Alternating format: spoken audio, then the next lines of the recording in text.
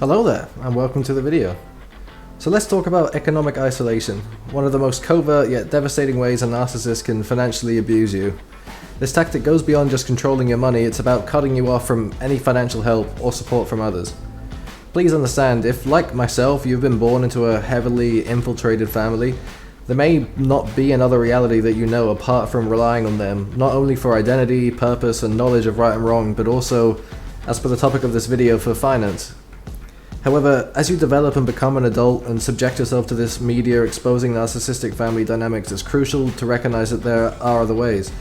There is a God that cares for you, that will provide for you, who loves you, and understanding how the family and the narcissists and the evil ones, how they achieve their control, is essential to avoid straying away from the path of true freedom, which is found in following the right path.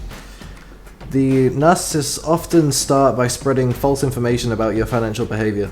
They might tell people that you're irresponsible with money, that you're gambling, or that you've blown through your savings.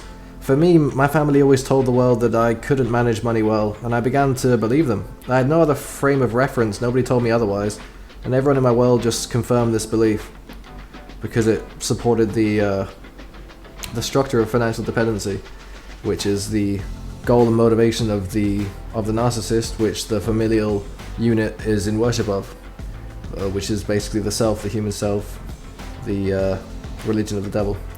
The narcissistic familial super self hypnotic model can make you believe a variety of strange and untrue things about yourself and the world, all for the furtherance of this chaotic system's control over you and your soul. I've been accused of using all my money for drugs, as they bought drugs every week. I've been accused of throwing away toys and accessories that would lead me to sin, while they amass their sinful devices in their own space. I've even been accused of giving away my money to people I love so that they might live their dreams. As I watch my own people and my own family die spiritually in their misery, turning to the bottle and shouting and, abusing and smoking and, it's like, because they feel stuck in this hellish landscape, this narcissistic underworld, when they could be using money to give to their loved ones so that their dreams may be completed, which is the love that God gives to us. Delight yourself in the Lord and I will give you the desires of your heart. He will give you the desires of your heart. And so you're sharing the love of God when you see the desires of the hearts of your sons and daughters and brothers and sisters, and you just wholeheartedly give it to them. And refusing to do that, you are not sharing the love of God, and it's tragic. So it's a strange thing to hate. And so until this behavior in you has changed, these behaviors of giving, these behaviors of avoiding sinful traps with material goods, avoiding drugs, until this behavior changes, the abuse from them will increase, and finances and financial support will decrease.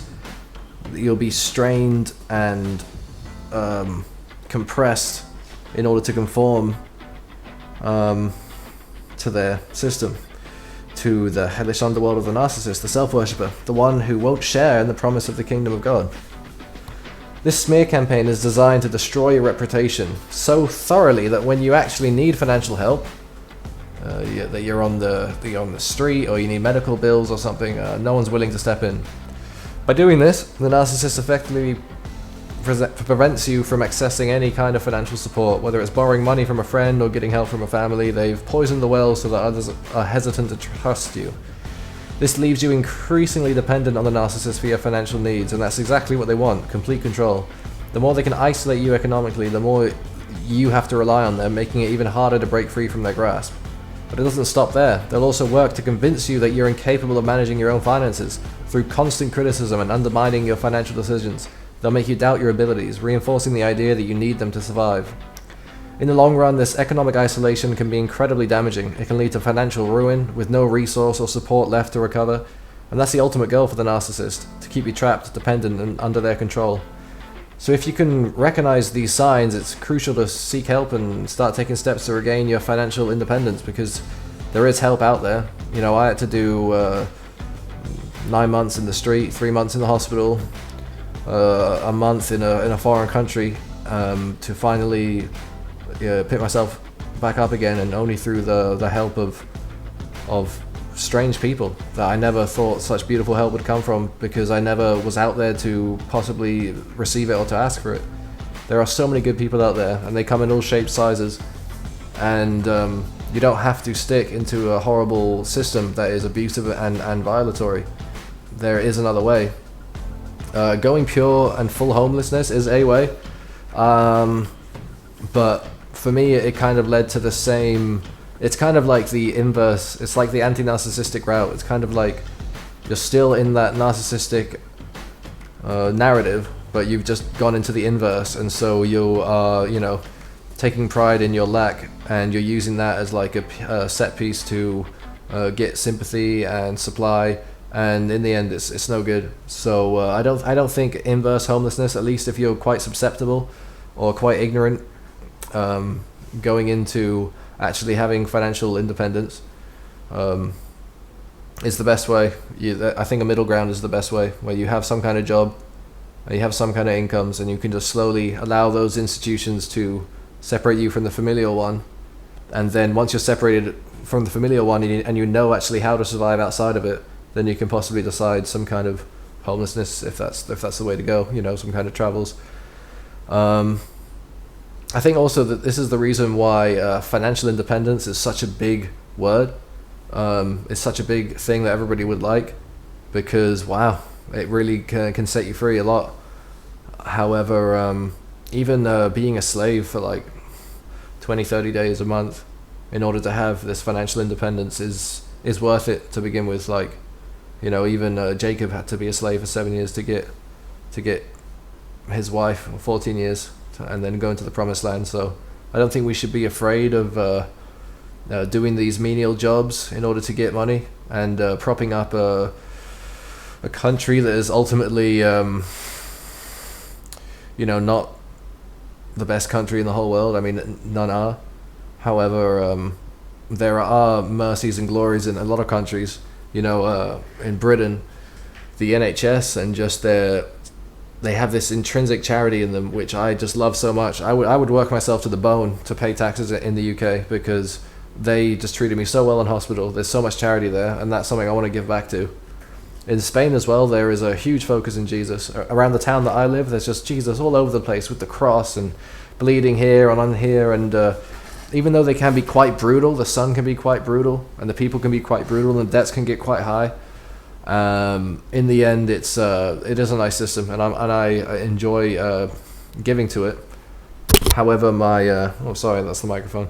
However, the family system, it just leads me to death. And so I've got to take a break from that. Got to get away from that. I can't deal with it. I can't manage with it. It's too much.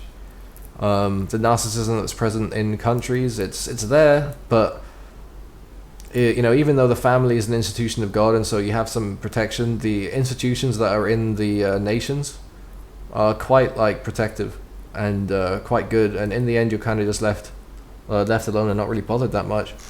Unlike in a family dynamic, particularly with, that's to say that in the nation they actually have borders and limits.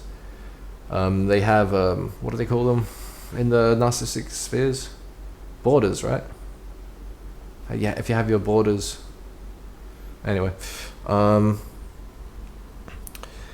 there are strict borders and gateways and stuff. When you're with a narcissistic family, they kind of don't care. They just come in when the door's locked. They just barge in.